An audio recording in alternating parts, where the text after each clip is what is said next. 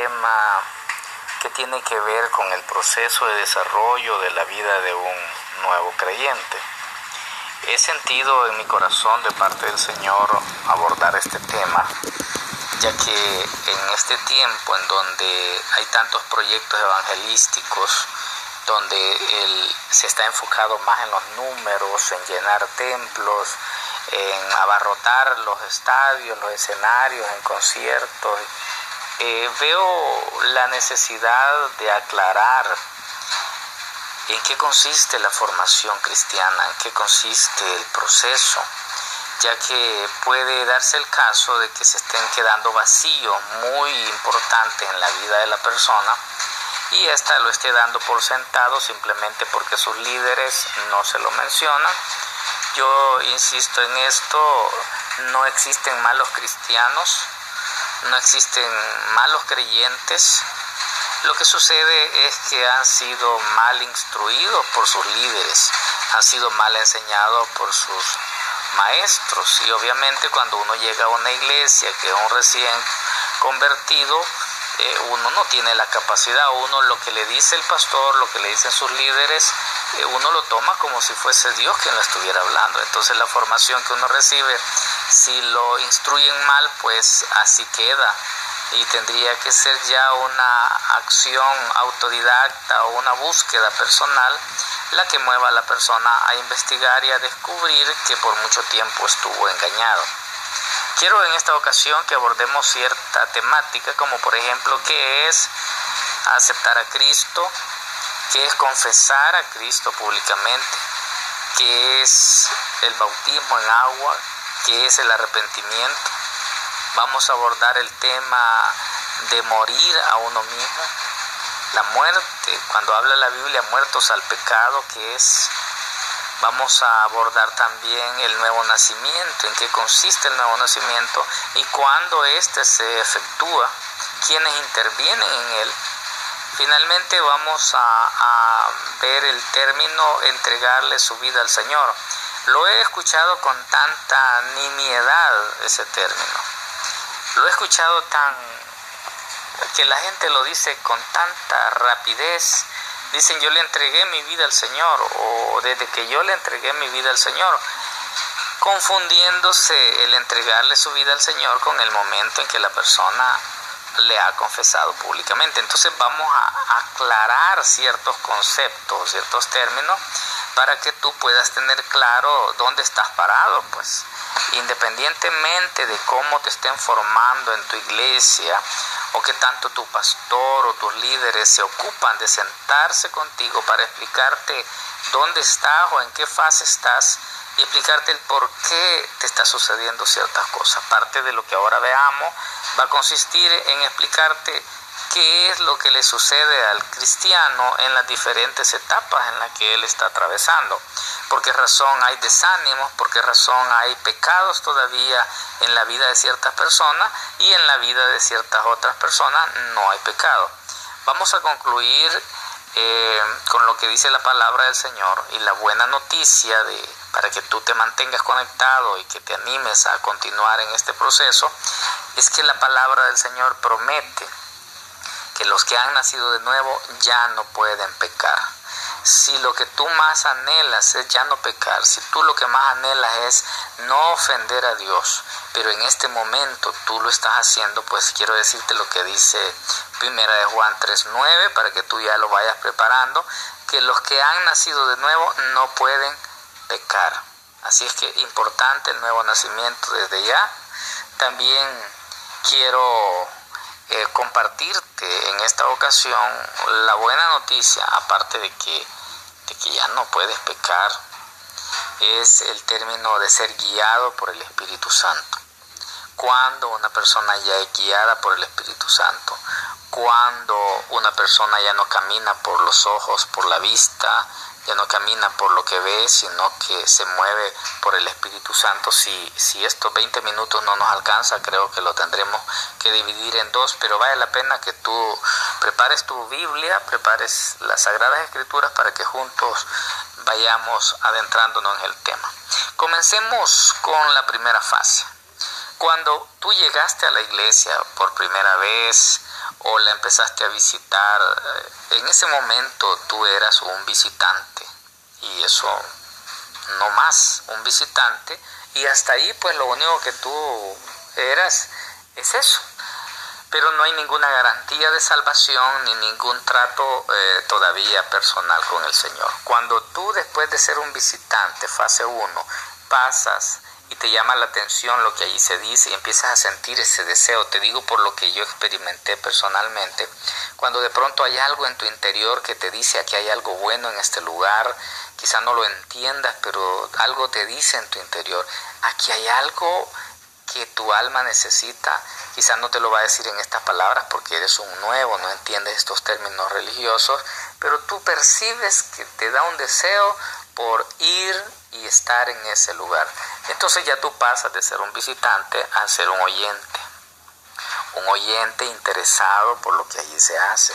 Eso ya es parte del proceso, eso ya es una buena señal. Si tú en este momento que me escuchas este estudio estás sintiendo algo en tu interior por ir a una iglesia, por ir a un estudio bíblico, pues vas por buen camino, el Espíritu Santo está tratando contigo, tú tienes que ser dócil y dejarte guiar. Quizás no vas a percibir que eso sea la voz de Dios porque obviamente estás comenzando, pero debes de dejarte guiar. Si en algún momento tú sientes como una inquietud, un mover a que asistas a la iglesia, no te detengas, no pares, porque ese es Dios quien está tomándote de la mano. Eso fue mi experiencia. Cuando tú vas ya regularmente porque te gusta, porque sientes que algo te atrae, en ese proceso alguien se te va a acercar o en alguna predicación se te va a hacer la invitación para que tú le entregues tu vida al Señor, para que tú lo aceptes como su Salvador. Es un término tan común que hasta acabo de cometer el error yo de decirte que en ese momento le vas a entregar tu vida al Señor. Quiero corregirlo. Cuando te invitan a pasar al frente o a que levantes la mano, te están invitando para que aceptes a Jesucristo, para que aceptes la salvación que Él te da, que lo aceptes a Él como tu Salvador. En ese momento simplemente se están pidiendo que tú aceptes el regalo de la salvación que Cristo te está dando. Eso se da en ese momento. Cuando tú sientas eso y cuando tú te levantas o cuando te levantaste o cuando dijiste que sí y oraron por ti, en ese momento se ejecutó algo milagroso que consistió en limpiarte tus pecados. Y te quiero decir para tu información y buena noticia que en esa fase, en ese instante, aunque el mundo diga lo que diga, aunque los religiosos digan lo que diga, aunque el enemigo diga lo que diga, o aunque tu mente te diga lo que te diga, en ese momento sucede el milagro de la salvación. En ese momento se te perdonan tus pecados. No importa lo malo que hayas sido, no importa todo lo que hayas hecho, no importa cuánto hayas ofendido a Dios, cuando tú en ese momento le pides perdón al Señor, tú tienes que decirle que te limpie de los pecados y que te perdone por todo lo malo que has hecho. Cuando tú le pides perdón al Señor y le aceptas en tu corazón, la Biblia dice que el que confesare con sus labios que Jesucristo es el Señor y creyere con su corazón que Dios le levantó de los muertos, dice, será salvo. En este instante, cuando tú aceptas la salvación, la recibes como un regalo de parte de Dios.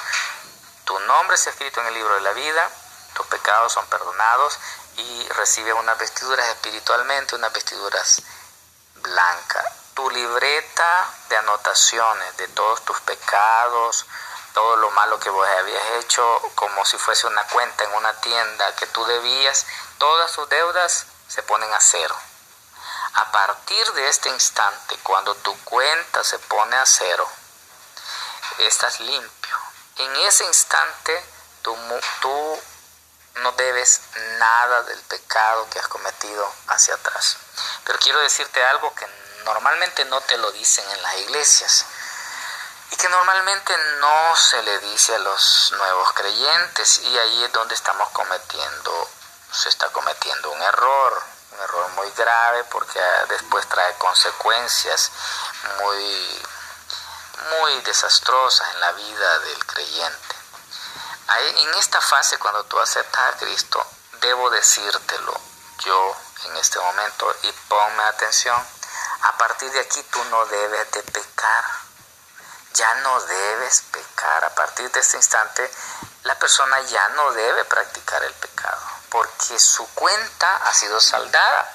Entonces, a partir de este momento, es bien difícil que no peques, pero tú tienes que esforzarte hasta donde sea posible para ya no continuar. Si ayer tú te echabas tus tragos, si ayer tú te fuiste a acostar con una mujer ajena, si ayer tú robaste algo, si ayer tú estuviste diciendo malas palabras, a partir de este instante, teóricamente tú ya no debes pecar.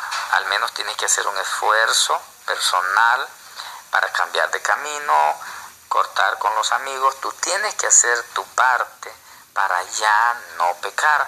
Porque ¿qué sucede? Todo lo que a partir de este instante tú hagas, por eso debo decírtelo, todo lo que a partir de este momento tú hagas ofendiendo a Dios o pecando, debes de saber que ya es una cuenta nueva. A partir de este instante, la falta que tú cometas, llamémosle faltas, errores, llamémosle como sea, ya tus pecados pasados ya fueron perdonados, pero los que tú cometas de aquí en adelante son faltas y errores. Y déjame decirte algo, todo lo que tú hagas a partir de este momento, Dios te lo va a cobrar a ti. Eso ya no está incluido en el paquete, eso se te va a cobrar como consecuencia de tu desobediencia. Entonces, en la medida que tú quieras que te pasen facturas y que te cobre la vida con dolores, con problemas, con tristeza, en la medida que tú quieres que te cobre mucho, entonces puedes vivir, puedes seguir cometiendo errores. Pero esta es una buena oportunidad para que tú a partir de ahora digas, yo ya no quiero que me vaya a castigar el Señor, no quiero pagar consecuencias, por lo tanto a partir de ahora voy a vivir una vida nueva. Esto es lo ideal y yo debo decírtelo, pero sí quiero también ser honesto y responsable contigo, que a esta altura tú no tienes la madurez todavía, aunque ya tienes el Espíritu Santo, tú ya fuiste sellado con el Espíritu Santo y cuentas con todo su apoyo, cuentas con todo el respaldo de Él. Hay ángeles que van a descender del cielo y van a estar contigo para apoyarte, cualquiera que sea tu debilidad, tu adicción, cualquiera que sea tu inclinación al pecado. Ahora ya no estás solo, sino que cuentas con la ayuda del Espíritu Santo. Sin embargo, debo ser honesto y claro en que ahí has aceptado a Cristo, pero el proceso ha comenzado, no ha terminado ahí. Quiero aclararle a muchos cristianos que me escuchan que no basta con lo que se acaba de hacer en este momento, que es haber aceptado a Cristo como su Salvador. No basta con que tus pecados fueron perdonados. Hay una cantidad de cristianos que se han quedado hasta acá y dicen, yo ya acepté o acepté hace 15 años, pero se quedaron hasta ahí. Entonces, ¿qué sucede?